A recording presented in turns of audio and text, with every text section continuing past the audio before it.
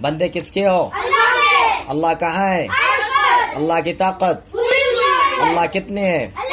ہم سب کا مالک، زمین و آسمان، چاند سورج ستاروں کا مالک، کھلانے والا، پلانے والا، پہنانے والا کون؟ حیات و موت کون دیتے ہیں؟ عزت و ذلت کون دیتے ہیں؟ ہمارے ماں باپ کا مالک کون؟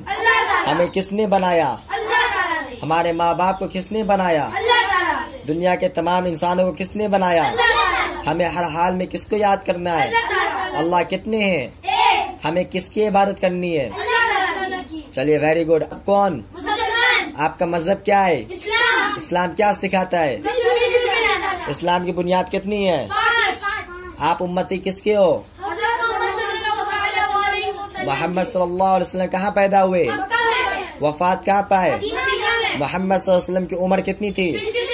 محمد صلی اللہ علیہ وسلم کے ابو کا نام، امی کا نام کرتے ہیں. قرآن شریف کس نبی پر نازل ہوا؟ چلیے ویری گڈ. قرآن شریف کتنے پارہ ہے؟ قرآن شریف کتنی سورہ ہے؟ قرآن شریف کتنے سجدہ ہے؟ قرآن شریف میں آیت